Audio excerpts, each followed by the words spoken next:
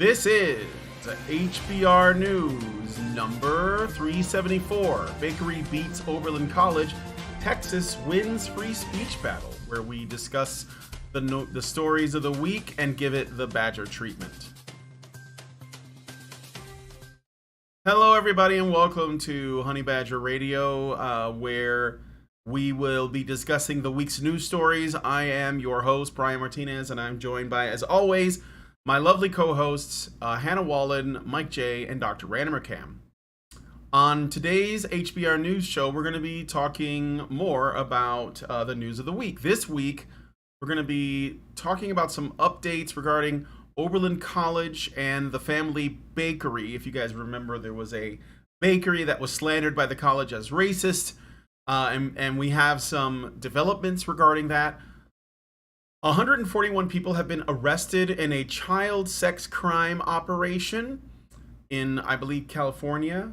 The Biden administration actually follows through on their promise to essentially gut protections for students accused of sexual assault on campus, males, because that's who it's going to affect, and more. So stick around. It's going to be a good time. And be sure to join us afterwards for the patron-only show. And so on the patron-only show, we didn't finish the other article we were reading from a website called Nylon, which is like a girly, I guess it's like a girly feminist website. And they have an article called Hyperfemininity is Not a Trend, It's a Movement.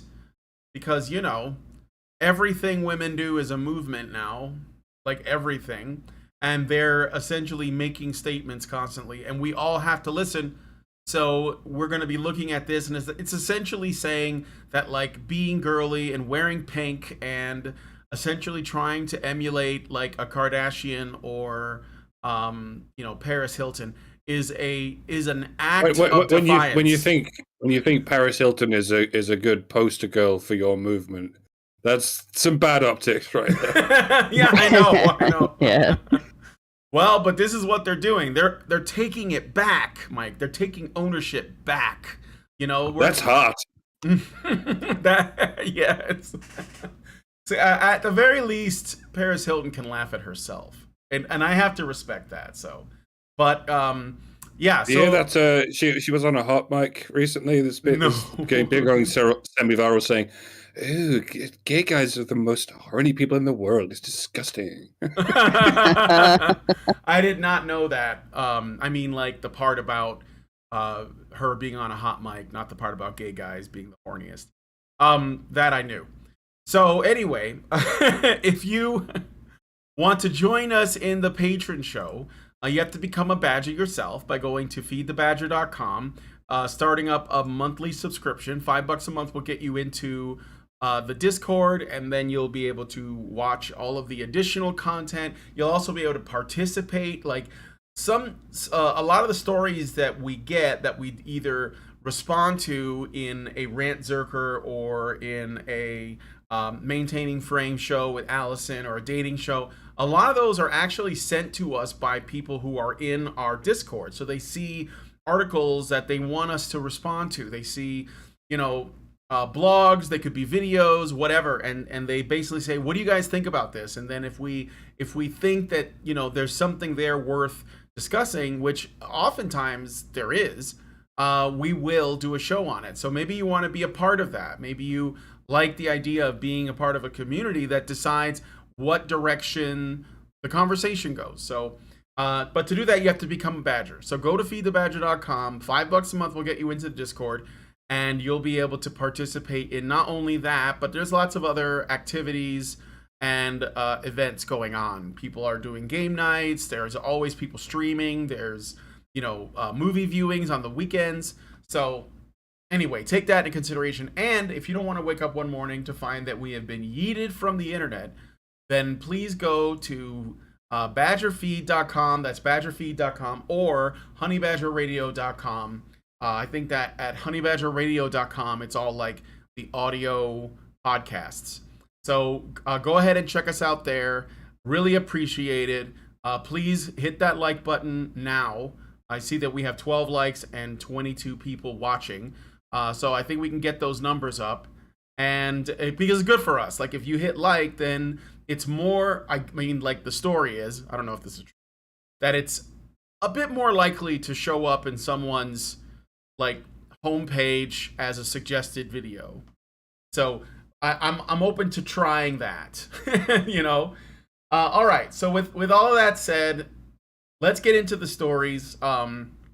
This first one is breaking. So I just wanted to like talk about this briefly because it just started happening. So X-Play host Frosk is out at G4 a week after layoffs. The former League of Legends commentator turned G4 host is leaving the network. Now, they're going to give us some backstory on this, but Frosk is the girl, or I'm sorry, I'm not sure that she identifies as a woman, but she's on the left side of the screen. I'm bad at this. I can't do the pronouns thing. A week after big layoffs rocked the network, so this is like last week, Kotaku has learned that X-Play host Indiana Frostruin Black is no longer with G4. Comcast, G4's parent company, bought out the remainder of her contract. So they just paid her off to leave, okay? They paid her to get rid of her. Comcast, G4's parent company, bought out the remainder of her contract, according to two sources familiar with the business. The news was announced internally by head of the network, Joe Marsh, in a town hall meeting on Tuesday morning. So this morning, okay? Thank you so much to the @G4 TV and the talented X-Play and esports departments, Black wrote on Twitter today. Loved working with you guys. Gonna especially miss Gex. Black was one of the main hosts of X-Play, along Gerard the Completionist, Khalil, Corey the Black Hokage Smallwood, and Adam Sessler, the host of the original version of the gaming talk show during its cable run in the 2000s. Sessler stepped back from the program earlier this year to address family medical issues. Black came to G4 from the League of Legends esports scene, where she was a color commentator. In addition to discussing the latest news and helping review games, Black was also occasionally outspoken, you think? Especially on, and by the way, this is a Kotaku article, so they're actually going to be like on her side in terms of the framing and everything.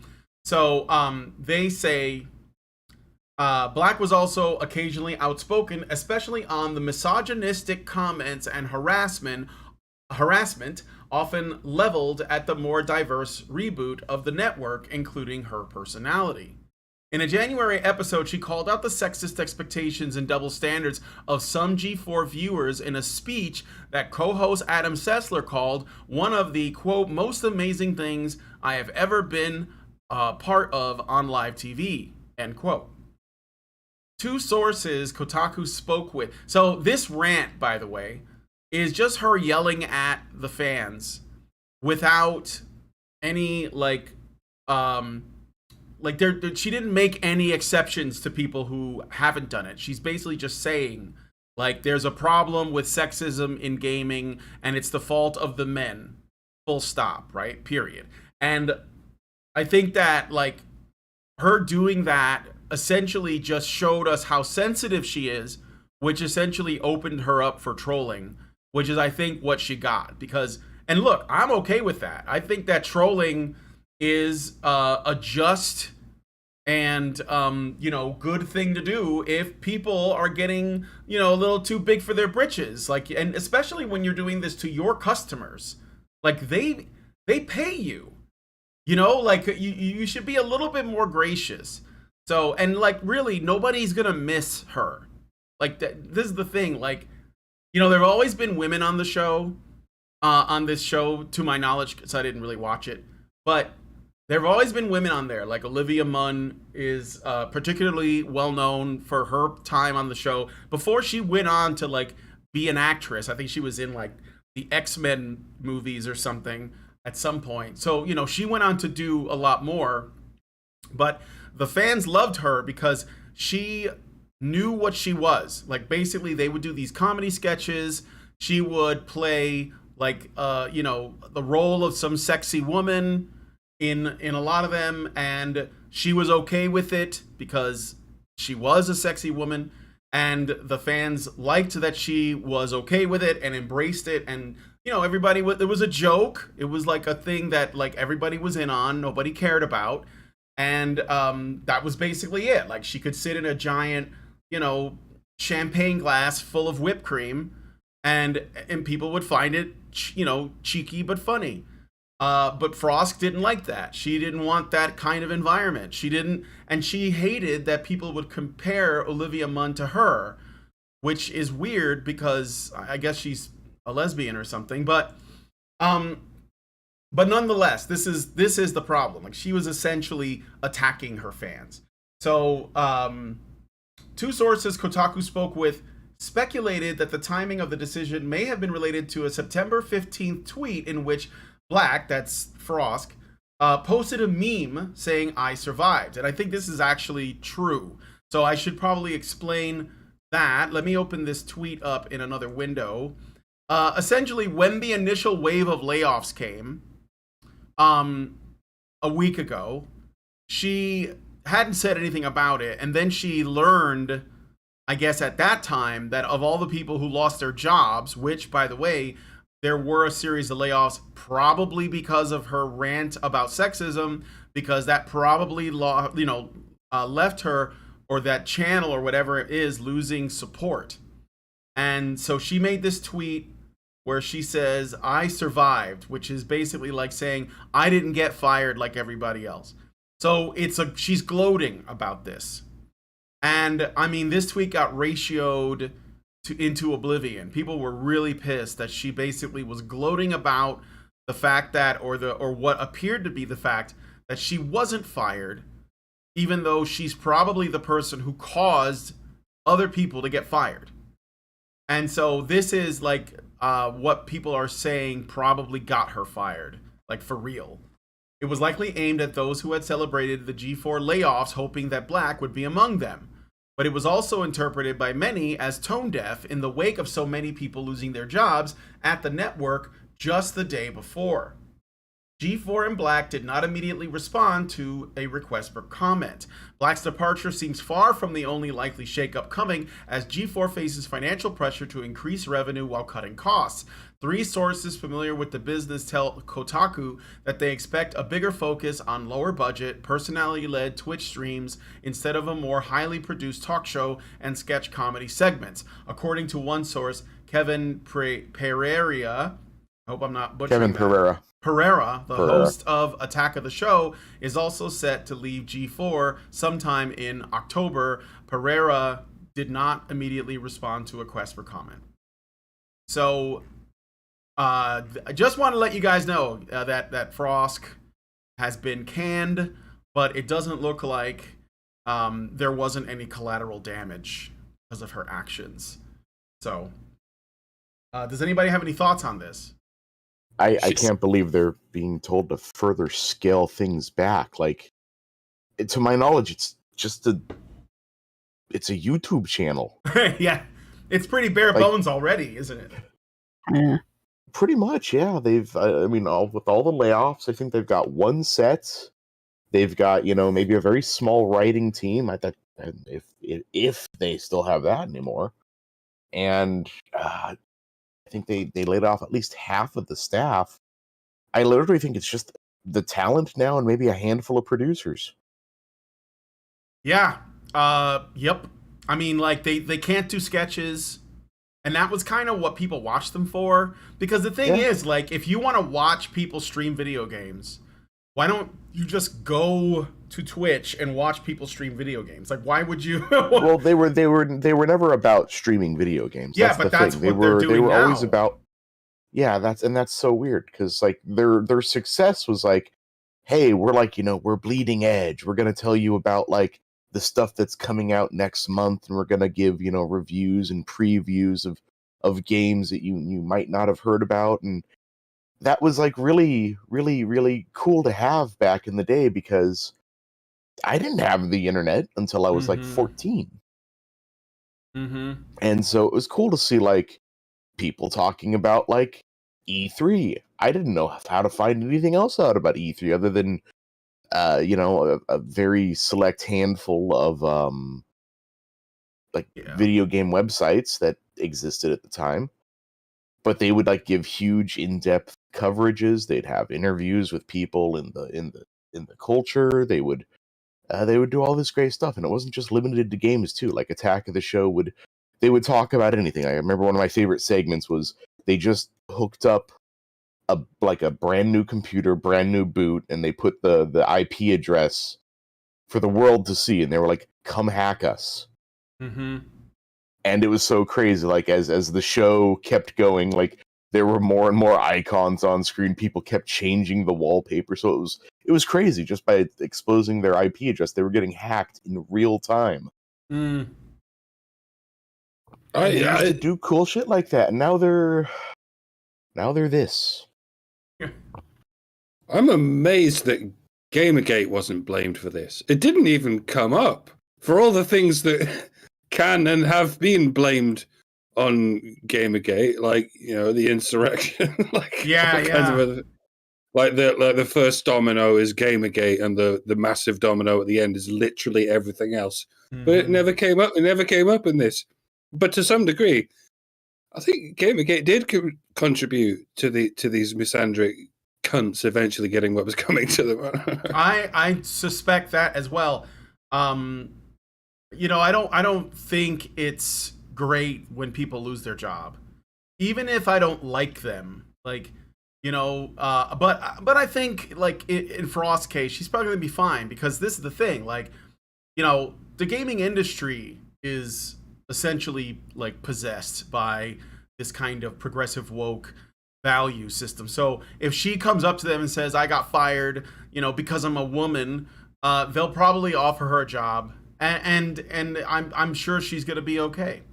But like, it's still a shame that this happened to people who probably just really like the industry, and they just really wanted to work in it in some capacity. Like they wanted to be, they wanted to write sketches, they wanted to be producers or set up streams or whatever, and they're all gone because we have essentially created an allowance for women to be cruel to men who are in the industry that they are supposedly like also a part of and care about.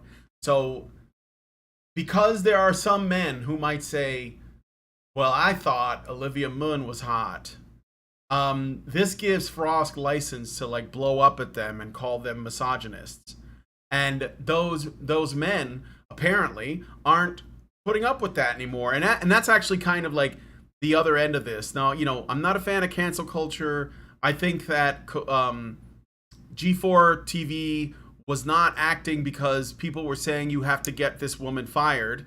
I think they were basically just looking at their bottom line and saying this woman is going to cost us more money than she's going to bring in profits. And, we got to let her go. Now, I think that G4 TV is probably doomed, because I don't see, just like Mike J said, they don't have anything else to offer. Like what they had before could only have been done before, when they had a team of people and they were doing like all of this sort of like, it was deeper than normal coverage of the gaming industry, because they had like access, because they were, like Mike said, on the bleeding edge or whatever. But today, that's not the case anymore. Like, you can get gaming news anywhere, and there's endless people like, getting leaks and screenshots and things like that. So like G4 is just not, because the internet is so like open now, that's just not going to be enough. So then what else do you offer?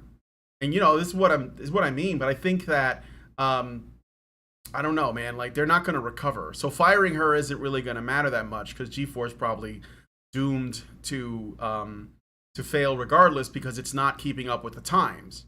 So, well, in terms of in terms of the gender issue of it, like, this woman did a bunch of female behavior that is typical of toxic women that ends up impacting on men on a regular basis. Yep. And the primary one is, oh, you're not going to like me because you're all misogynists, right? And that prediction, you're not going to like me because you're bad, is something that women can get away with and men get, mistreated for if they do it. Like, you're not going to like me. And it happens with some types of severely depressed people will do this. You're not going to like me because you're mean, you're not going to like me because you aren't going to look past my this or that failing.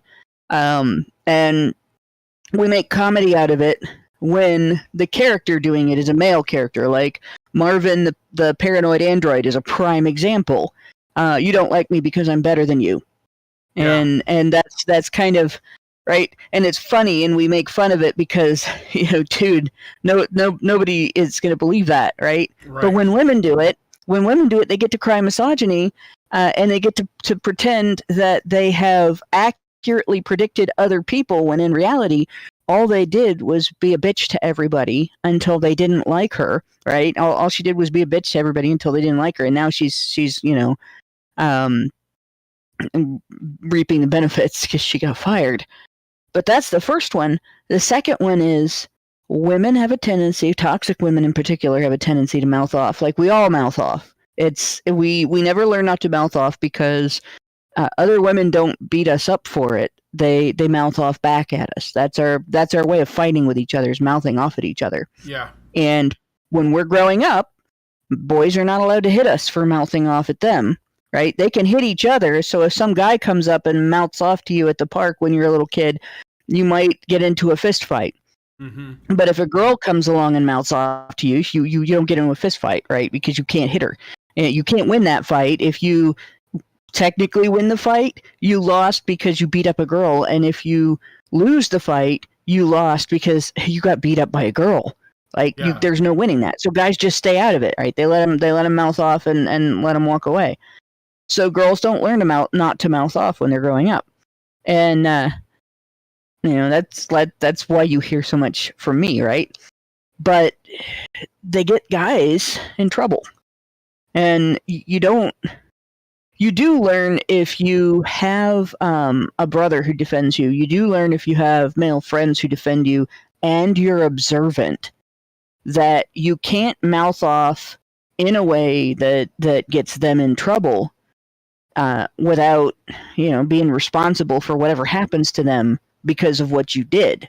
But a lot of women don't learn that either. And clearly, either she didn't learn it or she didn't care that she couldn't mouth off without somebody's echoing. I'll mute. Sorry. She couldn't mouth off without getting the people around her fired.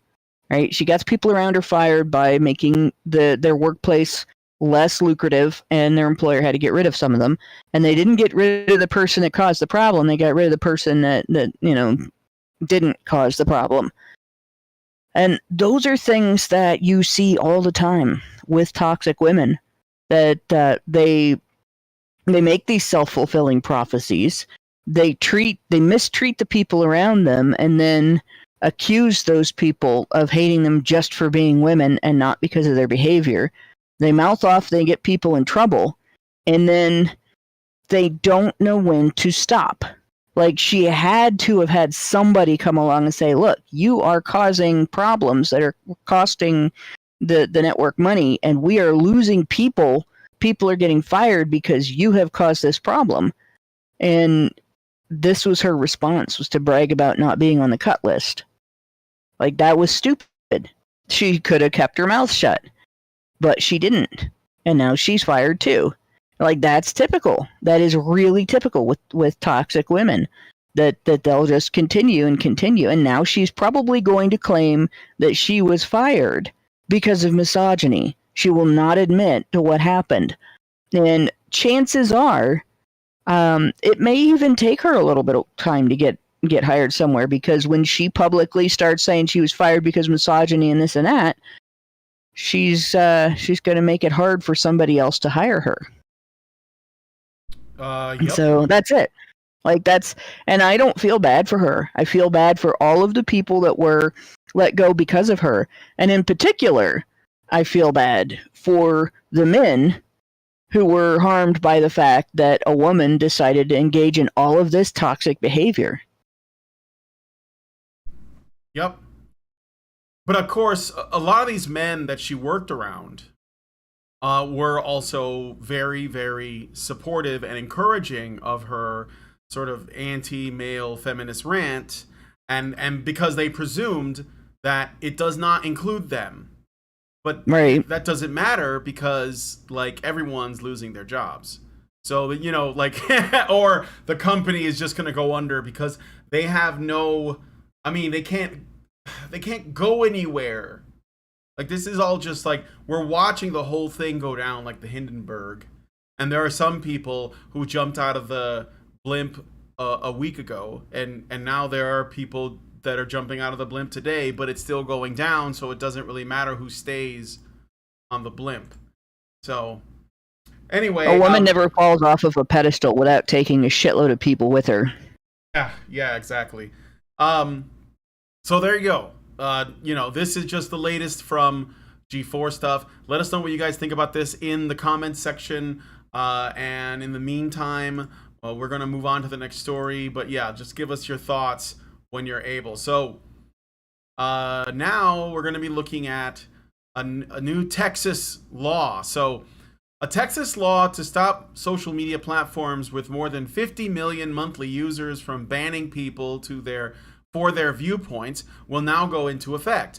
The law was put on hold after NetChoice and the Computer and Communications Industry Association sued Texas, arguing that private companies have a First Amendment right to curate content posted on their platforms and decide which types of speech they saw fit to be there. The Fifth U.S. Circuit Court of Appeals disagreed. Quote, "Today we reject the idea that corporations have a freewheeling First Amendment right to censor what people say," the ruling said. They also said the ruling forced tech companies to give equal treatment of all manners of speech, which would include scary views outside the Overton window. Quote, "We strongly disagree with the court's decision forcing private companies to give equal treatment to all viewpoints on their platforms places foreign propaganda and extremism on equal footing with decent internet users and places Americans at risk," the CCIA said. "God bless America and death to America are both viewpoints, and it is unwise and unconstitutional for the state of Texas to compel a private business to treat those the same." End quote. I can see the point here, the points on both sides. The First Amendment clearly states Congress shall make no law, etc. It doesn't say private distributors should make no rule or terms of service, etc. It doesn't apply to private companies, and arguably it shouldn't. This is what Sam Harris was trying to talk about in his now infamous interview with Trigonometry, in which he said all the quiet parts out loud. Private companies shouldn't be compelled to keep anyone on board, but nor should they be compelled to yeet anyone by the government, which is what Harris forgot to say. So this is, right, I guess it's in the spirit of the First Amendment, but not the word, which seems to be the wrong way around, if anything. What it should really concern is the possibility that the government itself ever does indeed have a hand in influencing the content presented in any given social media platform. There was a guy recently who got banned from Twitter for saying something about COVID or something about the clot shots that Twitter wouldn't let him say, and they banned him, and he took Twitter to court and he won his case, so they let him back on the platform. I can't remember his name. Anyone? It's Mark something. I'm sorry, no, but that sounds. Yeah, like a really I don't remember interesting case. exactly. But yeah, he went on. He went on to reveal that some of this had something to do with government influence, and he said so in a tweet. And Elon Musk responded, going, "That's interesting. Can you elaborate?" Mhm. And he was like, "No, I can't. I'm afraid I'm not allowed to elaborate any further." And perhaps what we're seeing there is just the tip of the iceberg. Maybe the government and by that I almost certainly mean the Democrat Party, is indeed involved in swaying the narrative on sites like Twitter and That's TikTok. actually been TikTok, for that confirmed. matter.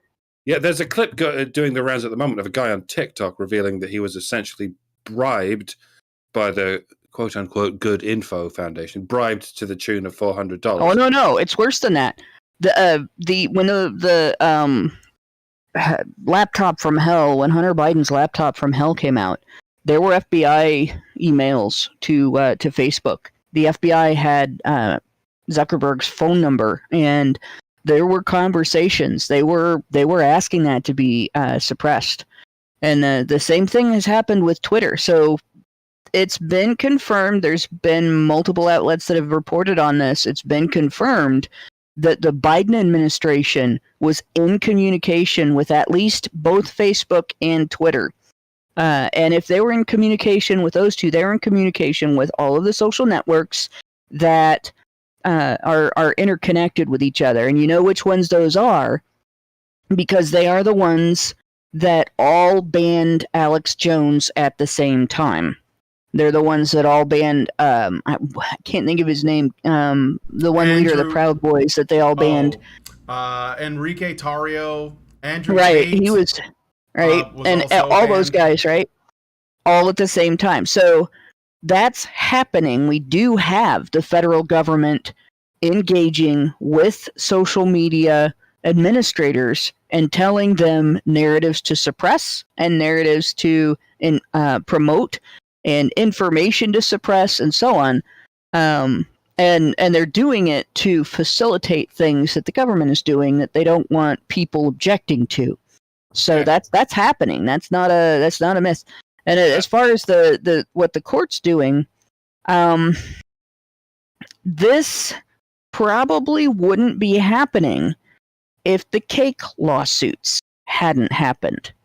Because the cake lawsuits essentially have been an attack by progressives, by the woke, on private businesses. And the difference is they're not just telling the cake creators, they're not just telling the bakers, you have to host this speech.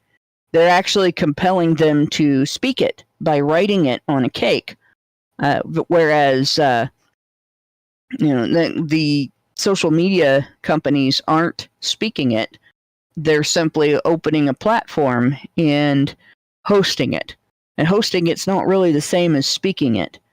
So there's a little bit of wiggle room there. The First Amendment does give you the right to speak. It doesn't give you the right to shut people up. So it becomes a question if you can compel a cake decorator to write a sentence on a cake that he feels is morally repugnant, then why would you not be able to also compel a media platform to refrain from censoring speech that they find morally repugnant? Yeah, you can't have it both ways. I want to talk more about this TikTok guy as I was talking about, because I know some of you have seen it.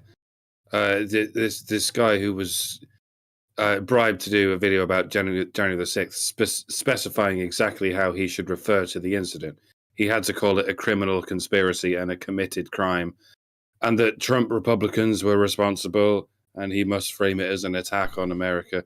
Make clear that it's an ongoing and unresolved issue, and specifically to affect people's votes in the midterms. And I don't know if this Good Info Foundation is affiliated with the Democrat Party.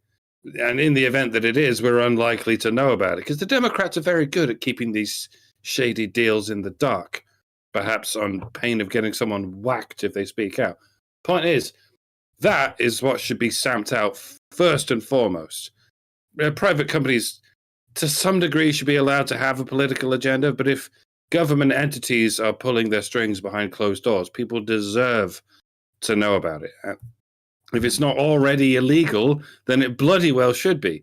And if any sort of state or federal legislation needs to be made, it's one that gives some transparency into letting people know when and where and how it's going on.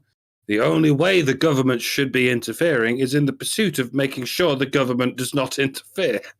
As paradoxical as that sounds, it's a libertarian thing. The idea of a libertarian government is itself kind of a contradiction in terms, but that was always supposed to be what was different about the American government, an authority whose only resolve is to curtail authoritarianism. I guess it's no wonder that it can be corrupted through this paradox, but it doesn't have to be. Or maybe it does. Maybe it's inevitable. Maybe burn the whole thing down. What was the name of that foundation? Don't even rebuild it. What was the name of that foundation? The Good Info Foundation. Yeah, I think it was headed up by an Obama guy.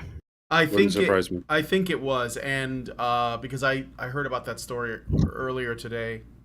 Well, here's the thing too. Like, I think that the problem with this, like back and forth about like the free speech thing being a government thing, is that there are many ways that the state can work around that and still get what they want. So this is like the reason why we have to like at least have a different kind of conversation around this.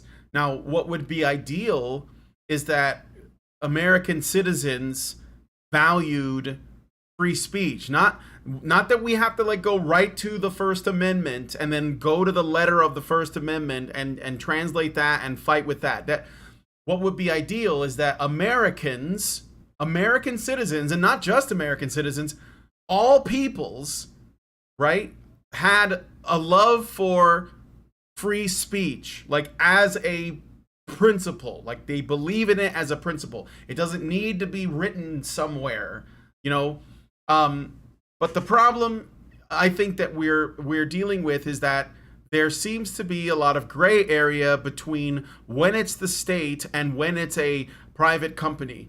And this is like the problem we're facing, because like, a private company is like, how private is a private company if the government is giving them money, making donations, or they're involved in some way financially, right? Or how private is a private company if the FBI is going to call you at your home and say, we need you to do something for us? Like, is it still, because technically, and this is what, the pro-censorship people would say, technically they are choosing to do this as a private entity, but there is a degree of nudging or even coercion that's going on, which is coming from the state. So, and again, we're not allowed to even acknowledge that and say, wait a minute, is this still, like, is this still a case of the First Amendment? Because there are people like that are exploiting the loopholes, or like the gray areas, right? And it's hurting, like it's hurting the speech. It's hurting us. So, I don't know that Texas is crossing a line, but I'd have to look at the actual language of their policy. But maybe, there is a case being made for, number one, like if the FBI is involved with social media, it's not a private company, or something along those lines, right? If they're getting money, and we already know they are, by the way. We already know that like social media companies like Facebook, Twitter, Google, and YouTube, they're getting money from the government. Like there is an incestuous relationship there, because they're trying to take control of all of the narratives. And they know that most people who are trying to find out what's happening in the world with COVID, with vaccines, with Ukraine, with Russia, with whatever, they're going to go on social media. And of course, all of the news they're going to get is catered and it's controlled. They're not going to find interviews with various people who have been detained after January 6th, who are basically being unjustly held in prisons like they're terrorists. we're not going to learn about that because they're not going to put that out there. They're going to you have to go to alternative media to learn this stuff. So it's not like those places have, like, I don't know if I would call it freedom of speech, but like access to information. They're only going to get a kind of controlled version of it. So I think that unfortunately, I think that the conversation around social media and its control over information, I think that only is going to become more heated as time goes on. And I don't know that it's a private company argument is going to hold up for much longer, because if you're in bed with these people, like, I don't know, like, can that still be considered a private company? Well, that's the thing. It's not the action of a private company if it's done in collusion with actual government officials. Right. Like, it's borderline that it's done with former government officials because they're not in government anymore, right? But it's done in collusion with actual government officials. They're engaging in government censorship, government-directed censorship. And if they're also receiving government funding, then it's arguable that the reason that they're engaging in government-directed censorship is because they're under pressure to do so as a result of their funding. That if they don't do it, they're going to lose their funding, or the threat is at least there. And the head of state here in the U.S. has used the threat of withholding or withdrawing government funding to pressure entities to do what he wanted in the past. It's made news. That's what he did in Ukraine. And if he did it to the government of a country, why would we assume that he wouldn't do it to a corporation that is centered in the United States? Right. You also have the fact that our government is currently increasing the power of the scariest agency that it has, the IRS, and nobody can go after a corporation like the IRS. They can go after every individual, and they can go after the company. They can go after the shareholders. So, I mean, it's a minor amount of government pressure in comparison to what the government can do is still an incredibly heavy pressure. And there's just no comparison to anything else. Like even mafia insurance scams pale in comparison to this. Like, so much that you wouldn't even be able to see them in the comparison. Going back to the Hitchhiker's Guide to the Galaxy comparisons, it's that comparison when you go into the machine that shows you your position in the universe. All other pressure campaigns pale in that much in comparison to one from the United States government. Yeah. If you are a United States citizen or United States company that is subject to United States law, that's terrifying, right? So you can't even say for sure whether these companies are complicit or not, because how would you know? Like, they might play complicit in order to avoid being offed or going after by the IRS, or having any of their regulated areas attacked by the people in charge of looking at those areas. Anytime a government agency comes in and examines your company for a violation of any kind of policy or law that it's subject to, they can find a violation whether there is one or not. And they will find at least one every time. It's a rare thing for a company to be found completely clean. And I've even seen that down to local agencies going into, food places, right? Sure. And you just don't piss them off. So, yeah, I can see the court looking at this going, no, these people can't do this. You can't censor politically, especially since it has come out that you're doing it at the behest of the government, and especially since, you have people on your side of the political fence continually going after this bakery until they bankrupted them over whether or not they're willing to write a sentence on a cake that that you want them to write that they find morally repugnant. So, just in my opinion, it's really hard for the left to argue that it's a free speech violation to tell Twitter that they can't delete your speech if they're also arguing that they are able to tell a baker that he's not allowed to refuse to speak your words. Right. All right. So that's a strong case. I'd like to hear your thoughts on that. So just leave us a comment. Let us know what you think about this. I mean, again, as long as the argumentation is sound, this could set a kind of precedent, because one of the biggest struggles that a lot of people on alternative media have is getting exposure, and we are among those people. Like, we want more open discussion on men. I never felt as though this discussion needed to be a partisan one, but it is being made into a partisan one. We are the enemy, and I have my suspicions as to why that is, because I think that if you essentially help men and put them in a position where they can seek their own way, they probably won't side with these people. So I think that's part of it. But nonetheless, these kinds of things should be available to everyone. And because you never know, I could learn something that completely contradicts what I thought and then change my mind on it. So I think that, you have to constantly be open to that. Anyway, let us know what you guys think about this in the comments.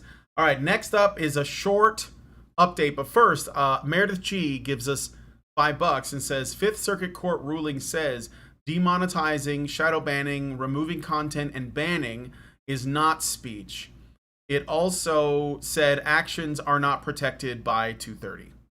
Well, thank you for that, Meredith. Like I said, hopefully more states will follow suit. I mean, if you can't, and look, I'd almost prefer that the states do these things and not like the Fed.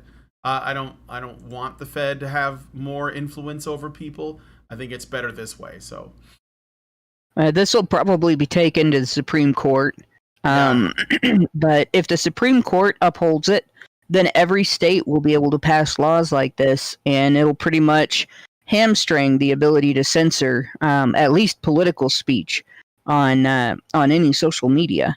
Right. Which, honestly, if it wasn't for the fact that these corporations are also using a network, a controlling network, in regard to financial engagement between other companies to shut out anybody who doesn't censor speech politically, right. I might feel a little differently about this. But they're not. They're not withholding or not refraining from that. They're doing both. They're saying, well, we're going to censor and you can't go someplace else.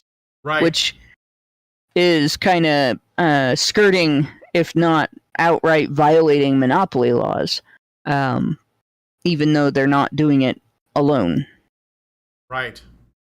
Okay, then. Let us know what you guys think about this one in the comments. Now we're going to move on to the next story. Just a short little update. I had originally made this a full story, but then I noticed that it's we have reported this before, but at the time that we reported it, it hadn't gone through.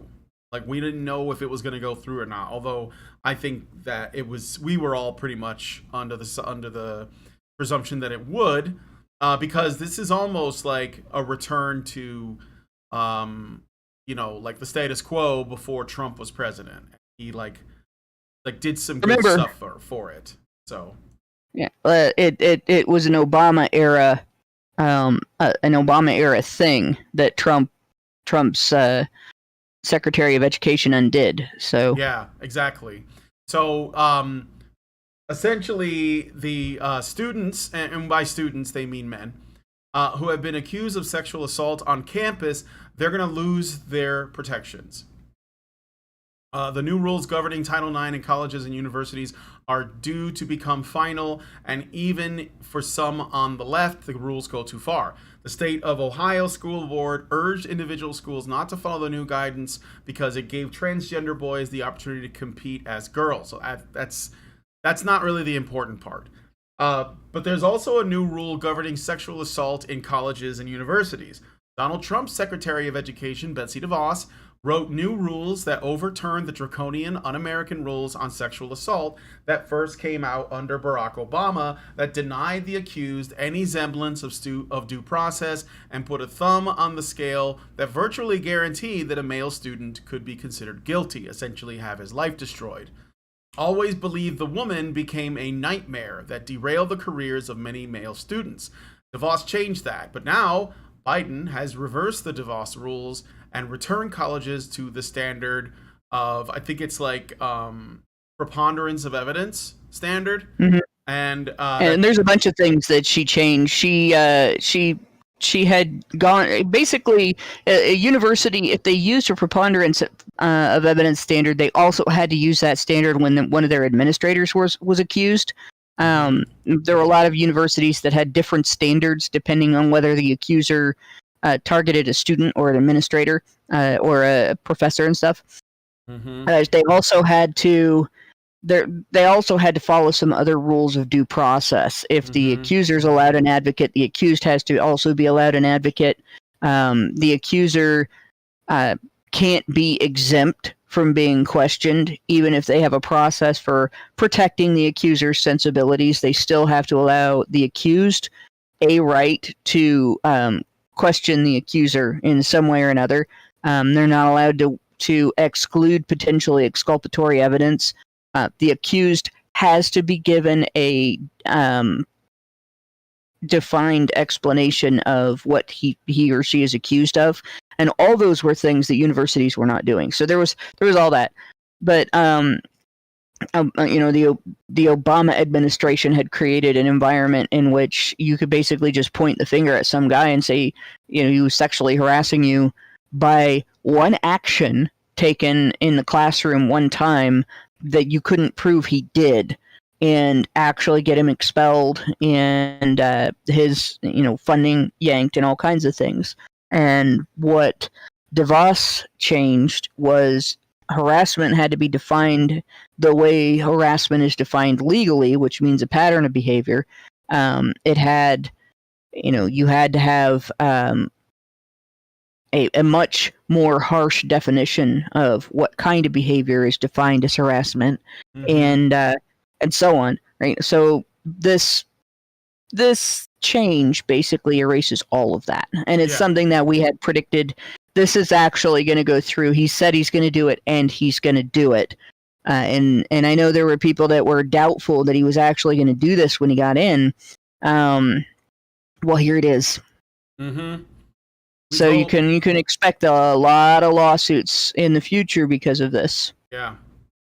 Yeah. So basically, this is a big old "I told you so," and I think you guys probably suspected this anyways, but just thought I would do a quick follow up on that. I'm not going to read the rest of the article. I think we get it. So if anybody else has any thoughts on this. One more thing. It's going to be interesting to see what happens with the Ohio law that is in direct conflict with this in regard to the due process requirements that it laid out. Yeah, that would be interesting. All right. So let us know what you guys think about this one in the comments. I'm going to move on to the next one now. This is, I guess, this is a good news story. I mean, these things shouldn't happen, but when they do and we can sort of catch them, I think that's good. So, all right, Mike.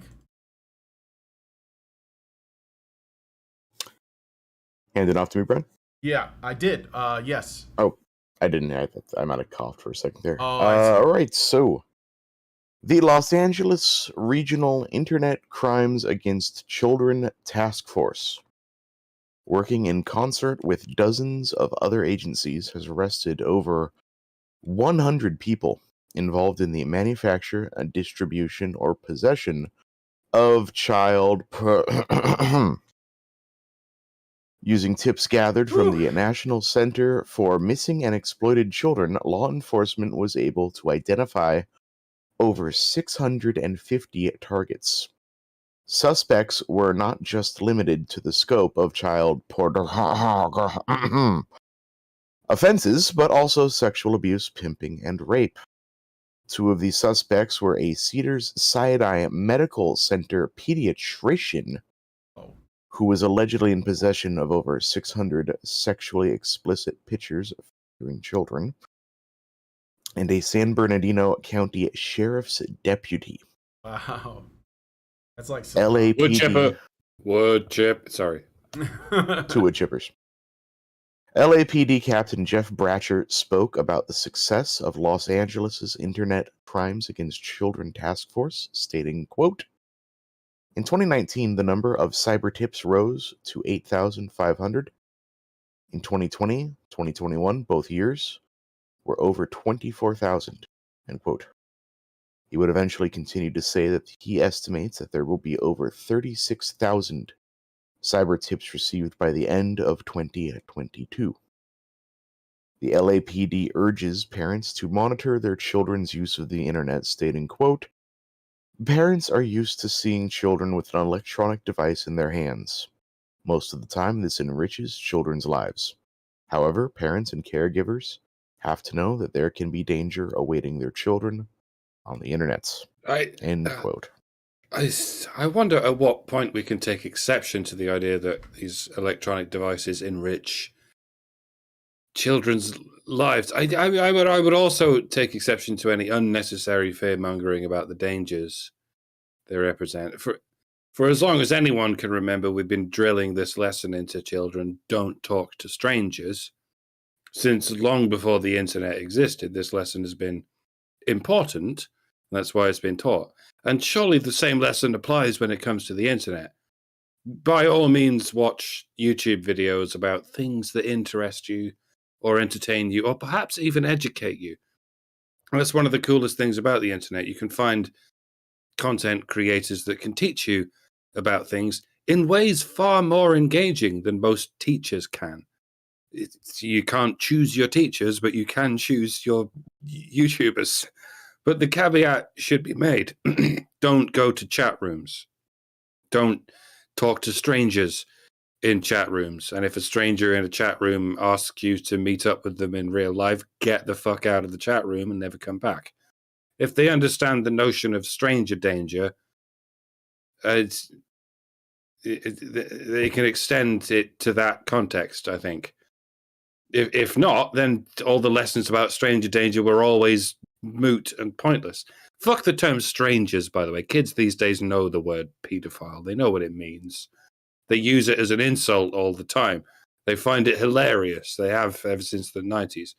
Might as well call a spade at this point. But as to my initial point, the enrichment that comes from having access to the internet is something that most kids don't even need.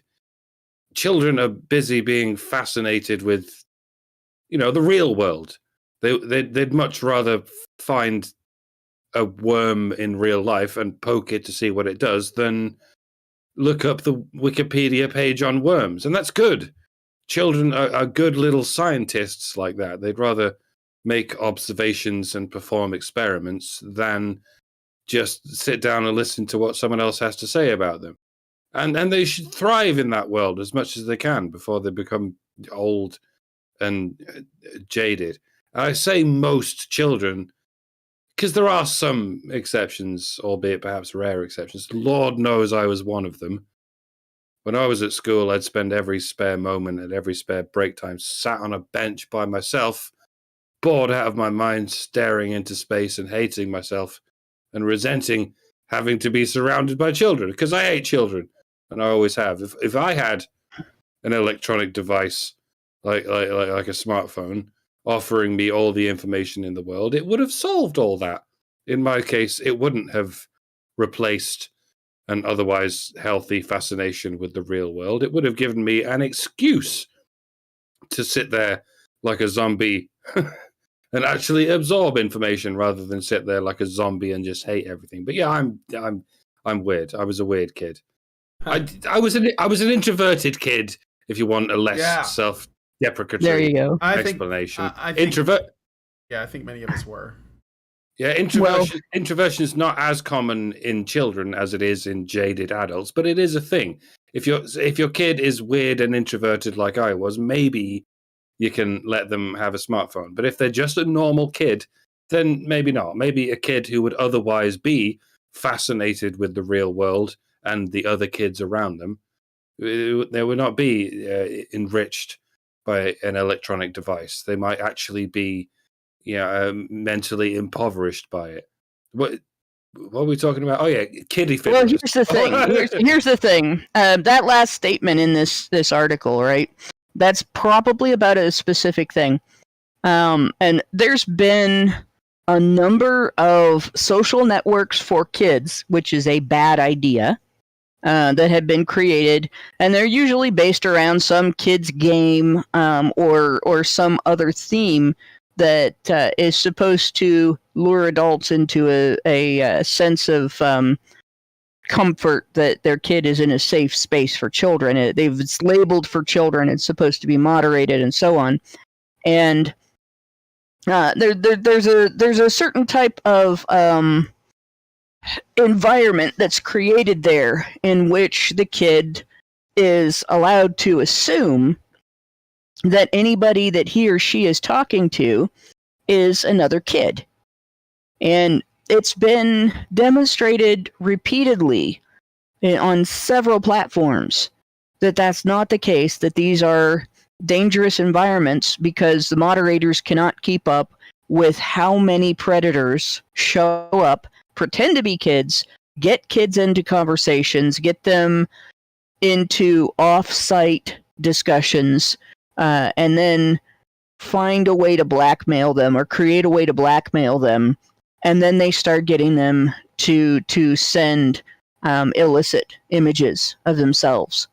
And that pattern has been around for a long time. This isn't something that just started in the last few years. It's something that law enforcement is finally, that was a Freudian slip, law enforcement, but they're finally starting to catch up with it after years and years and years of pedo hunters online highlighting this. And the bad thing about that is there's no due process with those guys, right? You don't have a right to freedom from self-incrimination with those guys. You might end up incriminated even if you hadn't been engaged in any illicit activity before they approached you, and so on. Like, those guys are not the best way for us to catch predators. And the other thing is, they only target males that they think are predators. And there is a significant body among predators that target children that are female. And in fact, women are more likely to be successful because kids are taught to trust them, right? So they get trusted. They get an in easier with your kids. But because this exists, this kind of thing exists, like, you can't just give your kid a device and not monitor. And what I really don't get is that the parents who will monitor their child's use of television, and they'll monitor which video games their child plays. They'll look for ratings and so on in the spectrum of video games. And, well, this isn't for kids under 13. This is for kids under 13, and so on. And they'll trust those things. They'll monitor all that.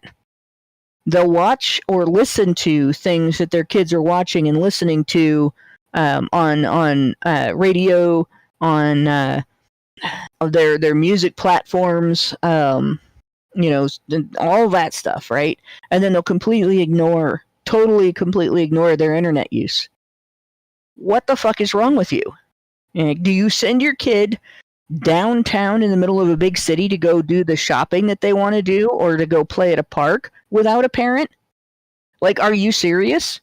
Because you are sending your child into the biggest downtown area of any city anywhere in the world when you send them out onto the internet.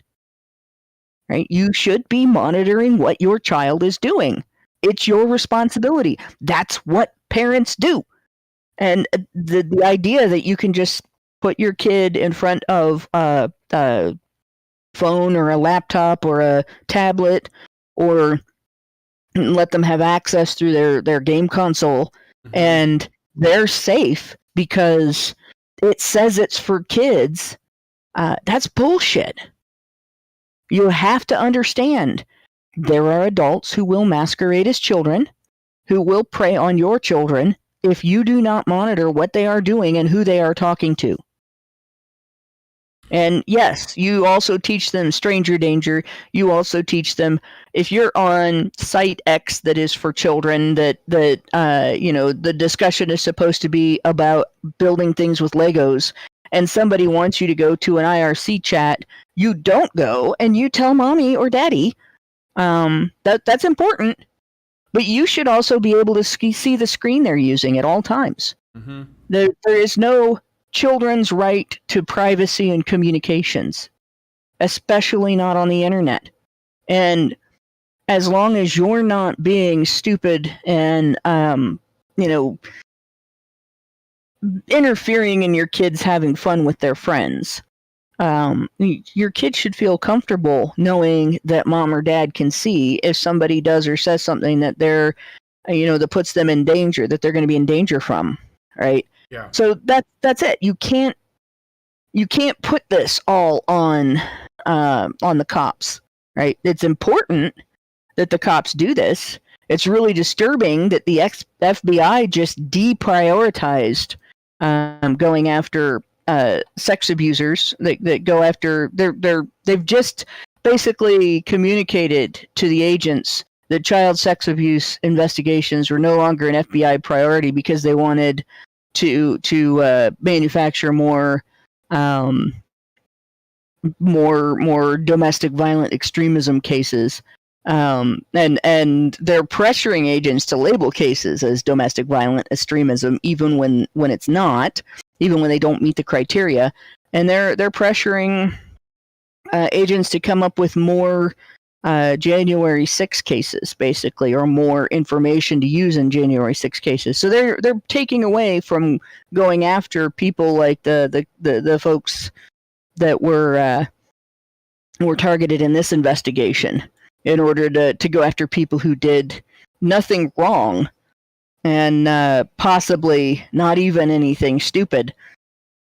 Little old ladies that just took a video of themselves in between, walking in between the ropes in the White House or something. Like that's more important than protecting your children. So it is up to you. You don't have any backup at all. Like, this is a good story, and I'm glad this happened. Hopefully everyone involved receives their due process rights so that the people who are ultimately penalized for this are the guilty ones, and any innocent people that got caught up in this investigation don't get wrongfully prosecuted. But it is good that they are catching these people. Yeah. And it's good that it's a police investigation that's catching them, because at least it gives us a chance that there won't be somebody that was entrapped or falsely presented as something they're not, that ends up getting penalized. It doesn't necessarily mean a guarantee, but at least there's a chance. And I hope maybe we can extend this back to the FBI and get them back on this as well, because a lot of this stuff crosses state lines and national borders. In fact, a significant amount of it crosses international borders. Mm-hmm. The other thing I wanted to add too is that it's not enough to simply monitor, take a look at your child's tablet, laptop, or phone, and make sure that what's on the screen appears to be child friendly. Obviously, there are a number of different like controls you can put in place so that children don't like randomly end up in an inappropriate website, which is, I think, fairly easy to do, even if you're not trying.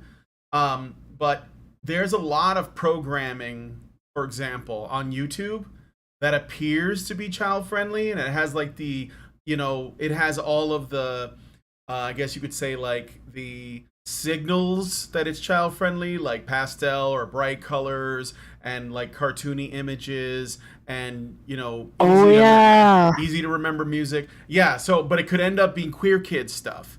And the thing is, there's some really weird stuff that's like the queer kid stuff was bad, but there's one where it looks like they're just doing cake decoration, but then if you listen to the actual verbal part of it that's being said, it sounds like a teenage girl's voice talking about things like being kidnapped and almost killed and raped and all kinds of stuff. Right. And so you would have no idea if your kid has headphones on. Yeah, exactly. So that's what I'm saying. Like, you got to be more than a little involved. You have to know exactly what they're watching. You have to know exactly what it's showing. So like, even like aside from those really surreal videos, which I was gonna bring up, because again, they could probably look like, oh, it's just it's just kids programming.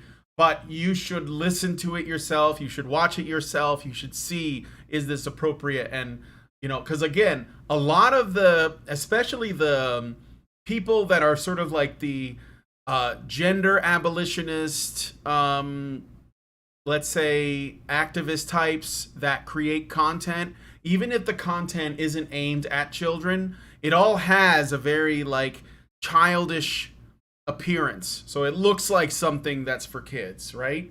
And they might wear ridiculous costumes. I mean, they may not exactly be drag queens, but like sometimes the lines are very blurry. Like they, like, oh, I'm a unicorn, but it looks like a drag queen, kind of a thing.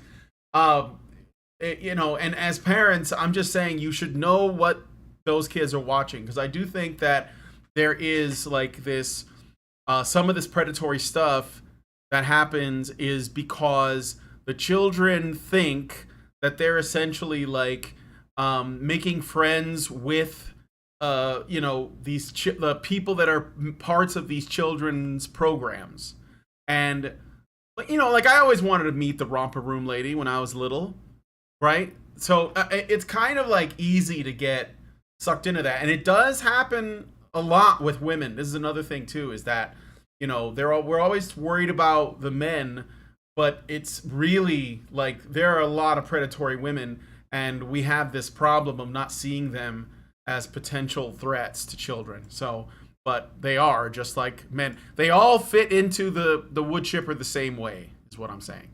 So well, and there's the other thing, age appropriateness.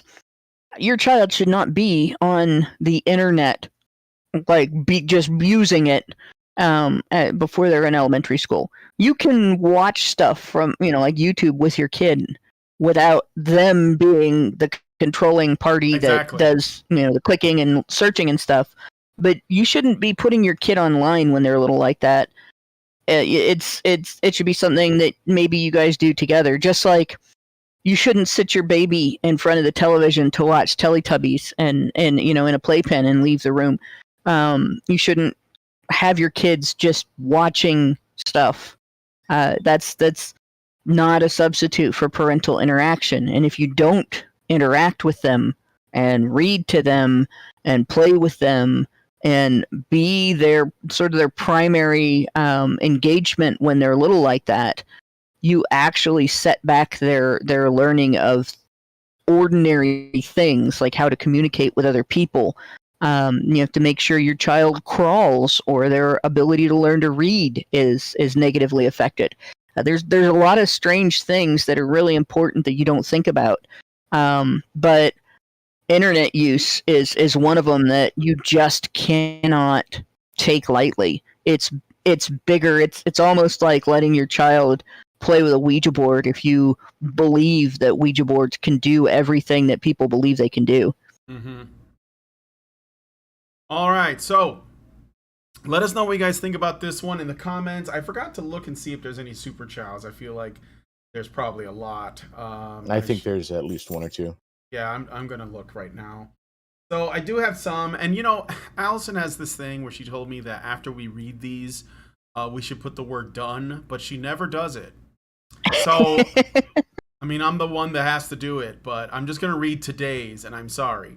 Which means if you pay for a super chow, it might get read twice. It might, exactly.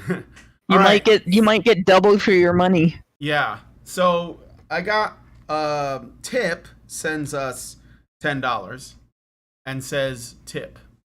So thank you, Tip, for the tip. Tiny Giraffe gives us $15, $50. Thank you, Tiny Giraffe. Appreciate it. And then Xeranx gives us $5 and says, my position is least amount of harm, so companies operating within the U.S. must do so in line with our Constitution. All right. Again, ideally, we should already value that principle, and it should be like embedded in our culture. Because if we don't value that principle as a society, it's kind of meaningless to have. I mean, like there are people that are anti-free speech that are saying you don't have a right to something you're not willing to use force to protect, right? And essentially they're saying there is no freedom of speech unless you fight me. And of course, like, the purpose is that people would simply say, well, of course you have freedom of speech. This is what we believe here. But they're not like that. And so it should be a value, but I take your point nonetheless, because it kind of isn't right now. Well, it's why some people say that the Second Amendment exists in part to protect the First Amendment. Yeah. Okay. So we're going to move on to the final story now, guys. Let us know what you guys think about this one in the comments. And now we're going to end off on something good. I think this is a good thing. A big win. So, something a little more positive. So, Mike J, if you could. Well, certainly, Brian. And yes, this is definitely a good one. This is on many levels good. But it's going to take a little bit of an explanation. We gotta take you back. Take you back to the year 2016, November 9th. Oberlin, Ohio, at the historic Gibson's Bakery, a business that has been a fixture of the community for over 130 years. Not many businesses can say that. That sounds like racism to me. Not in the New World, no.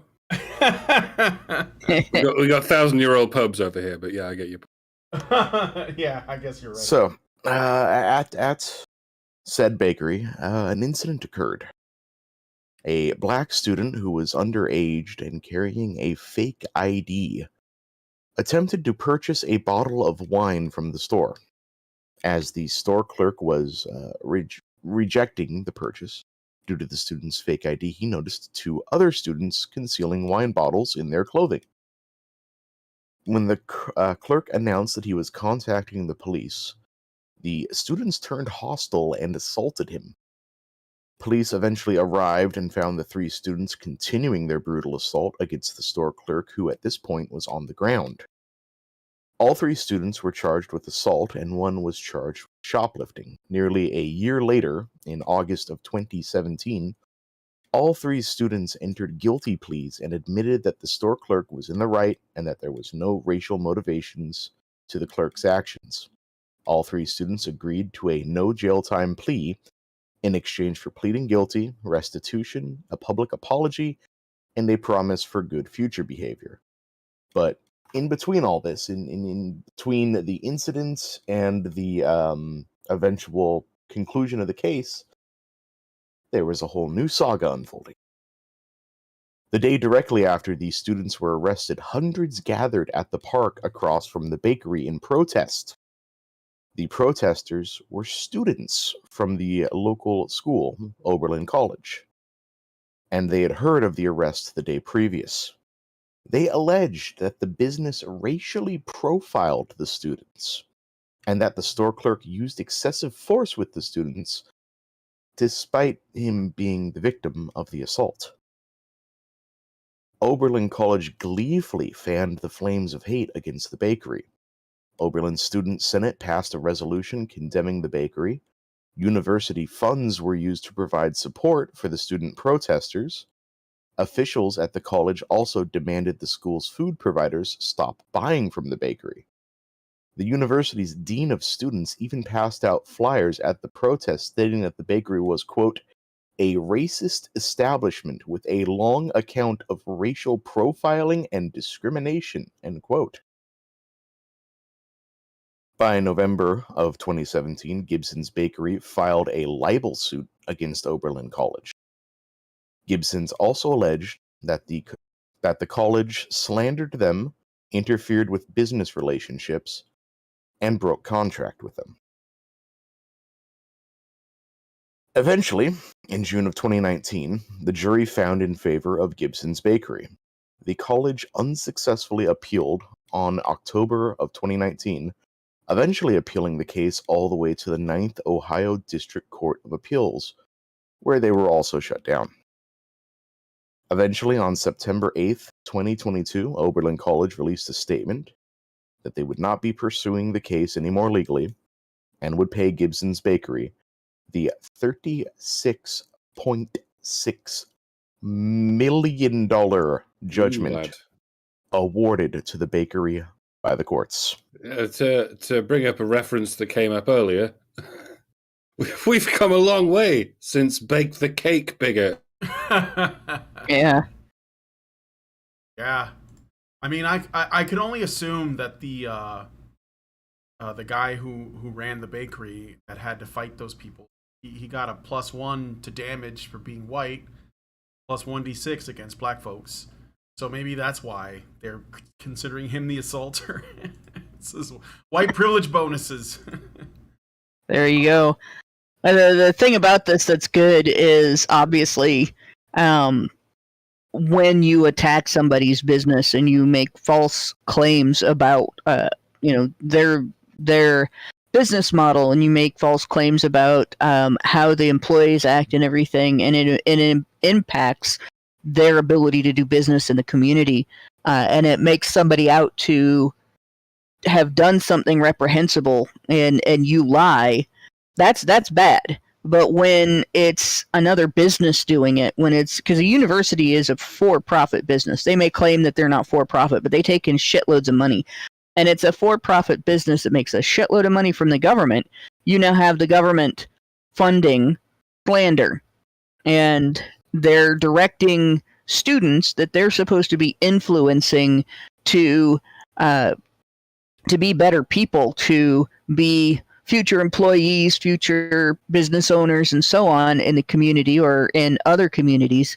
They're influencing them to lie against this business. They're influencing them to use false allegations as a form of political attack, and to have them smacked down this big and have that business supported in their fight to clear their name, and everything. That actually is huge, especially when it has happened in the current environment, where allegations of not being woke enough, or being racist, being sexist, being in any way, shape, or form intolerant of people you're not allowed to be intolerant of, like those are used to cancel people all the time now.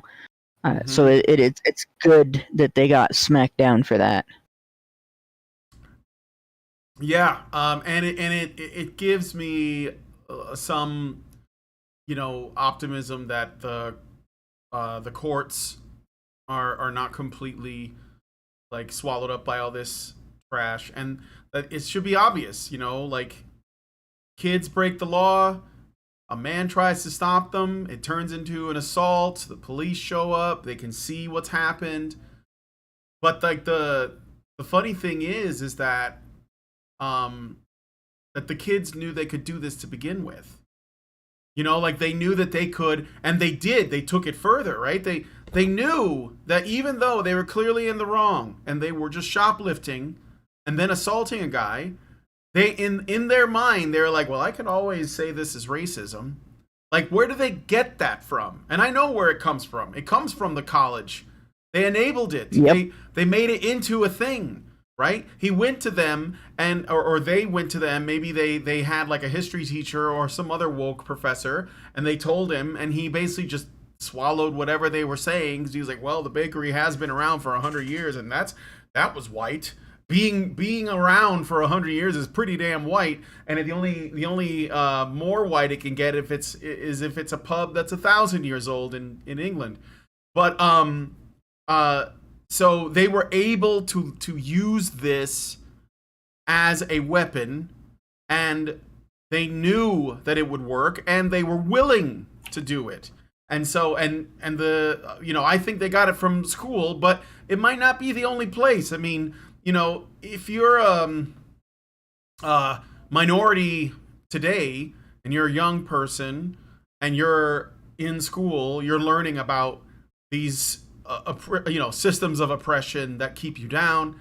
But it's also in the music you listen to, it's in the TV that you watch, it's in the films that you watch, it's on the news. I mean, it's everywhere. It's everywhere. And it's nonstop, because the purpose of it is to make these children resentful of the world they live in, of their own lives. And so of course they're going to do that, and even their parents encourage this shit. Like, in many cases, like especially if you're like living in if you're a black kid growing up in a black area with under a single mom, she's always looking to pass the buck to someone else. And so he may learn it from her. I mean, I'm sure that it happens.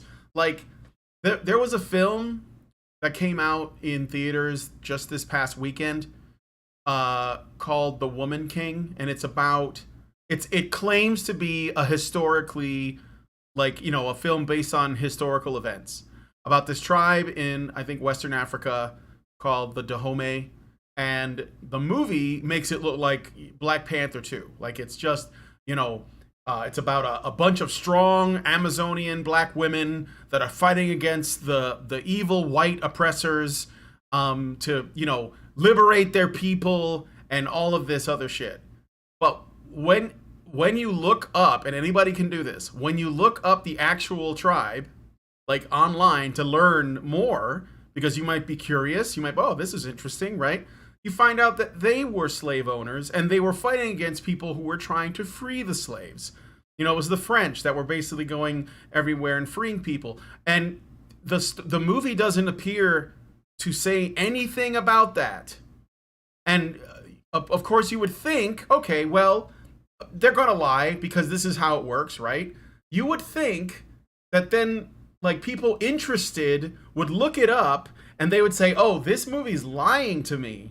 Like, clearly this wasn't how it was. Clearly, like, slavery did not know color. It was basically just everywhere at the time. And this is a complete distortion of the narrative.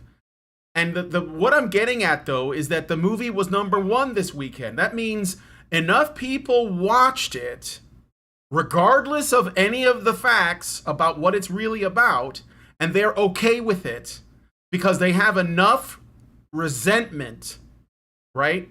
I think. And it might be that they were just lazy and didn't look it up, but I don't think that makes a lot of sense, because it's very easy to look up. It's very like, Wikipedia doesn't even lie about this right now. So it wouldn't be hard. Yeah, that's pretty damn easy to look up then. Yeah, and also it's kind of like, even blacks that make videos, they were all over the internet saying, this is messed up. Because we're essentially rewriting history to make the bad guys who were pro-slavery look like the good guys, just so that we can give it to the white guys in the movie, even though the white guys were the people trying to free the slaves.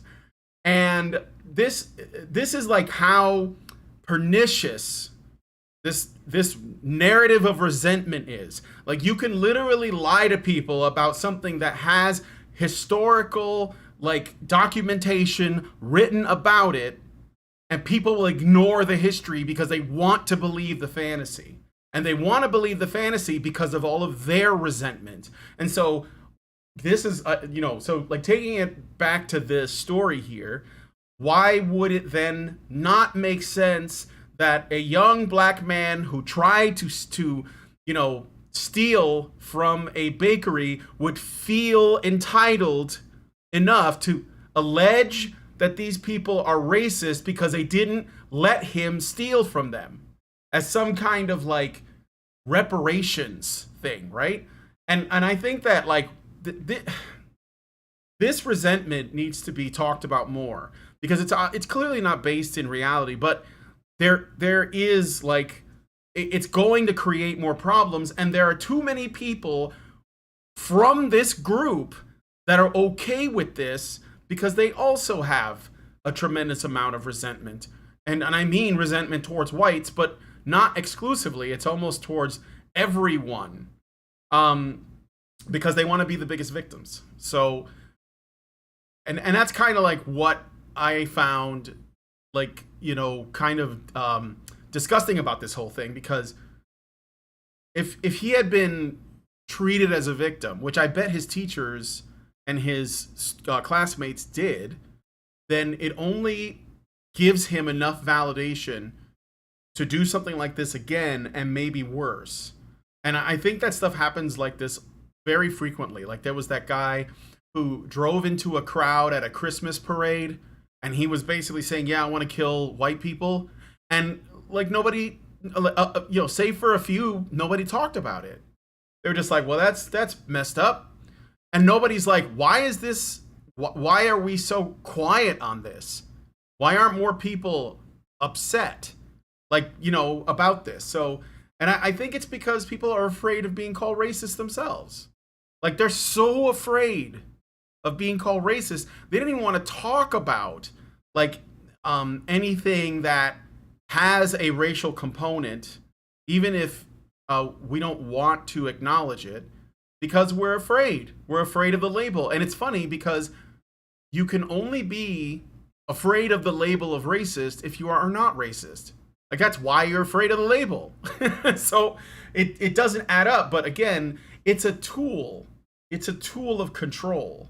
And this kid was trying to use it. So anyway, at the end of the day, I'm glad that the courts were fair and objective, because I know these allegations can really cloud people's judgment and make them anxious and nervous.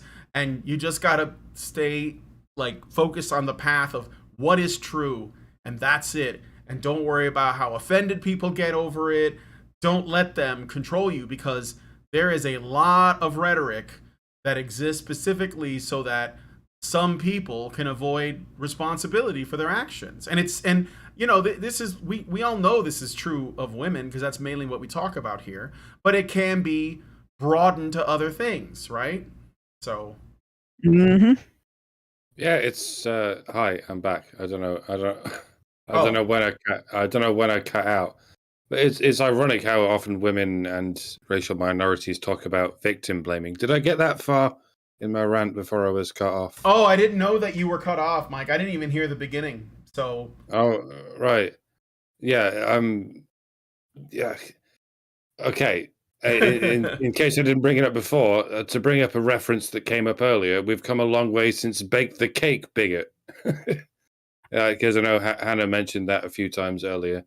Well, and you got to remember, because people tried to make it bake the cake. It wasn't bake the cake. It was write the sentence on the cake, because the baker offered to bake the cake. Yeah. So it was even, we should never say bake the cake, because bake the cake was not the issue. It was write the sentence on the cake. And it's important that we keep that in mind. Yeah, and in the meantime, this was give alcohol to the kids or we'll beat the shit out of you and drag you through the mud for 6 years. It's break the law or else we'll break the law, and then we'll break the law again even harder, bigger. So is it any wonder that the law itself is so broken? But at least it's not unfixable, as we may have already pointed out, which is good news, albeit in extreme sort of slow motion. Turns out it takes 6 years to escape the gravity of as I said, what can only be described as victim blaming. Institutionalized victim blaming, no less. Institutionalized Darvo, actually. Victim blaming would be an understatement. Even Darvo is an understatement. It's deny, attack, attack again, deny again, attack again, reverse victim and offender, attack for 3 years, deny for 3 years, and finally, acceptance. It's an interesting take on the 5 stages of bereavement, the 11 stages of social justice. It wouldn't surprise me if they're still in denial, actually. So it's more like Darvo Adad. Maybe you scumbags wouldn't be such violent thugs if you didn't keep Darvoing your dad. But yeah, it's quite the epic story. Mm-hmm. Empires have risen and fallen since it began. They even made it through the Summer of Love, apparently unscathed.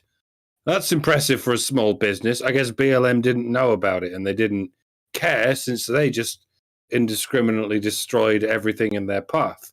It would be nice if all the other businesses that got destroyed and ransacked by this privileged class could hope. Maybe it's because Black Lives Matter was only destroying the small businesses of people in minority communities and not in college towns or whatever. It didn't matter if they had a sign in the window saying black-owned businesses. Yeah, they got destroyed as well, and maybe they could hope for some kind of justice as well, and not just justice at the expense of the universities. I reckon Kamala Harris and Maxine Waters have got a few $1 million to spare. And everyone else who told the mob to create a crowd and never stop. Reparations, right? It means actually repairing shit that actually got broken. Not just the property, but the bones. The human bones. No? Ah, well, never mind. But yeah, find out who was the lawyer for this bakery. Because whoever they are a miracle worker. Yeah, there's no doubt countless other stories like this that didn't have a happy ending. They ended with several ruined lives and a non-disclosure agreement, and that's why we've never heard of them. Sorry, this is supposed to be a good news story. I just can't help myself sometimes. It is a good news story overall. They won their case. Like it's probably one of these things that should never have gone to court to this extent anyway. Simply because it's pretty open and shut, but at least they won their case. So yeah, I think that's a tremendous victory. It's a tremendous.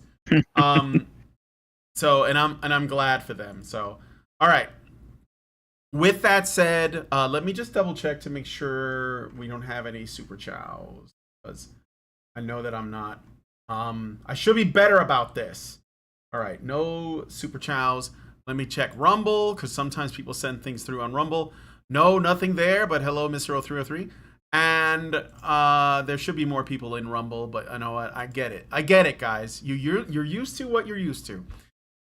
So we're gonna head into the patron-only show now, and we're going to be reading through the second half of this article. Hyperfemininity is not a trend; it is a movement. Hyperfemininity by girly girls for girly girls. Yes, because this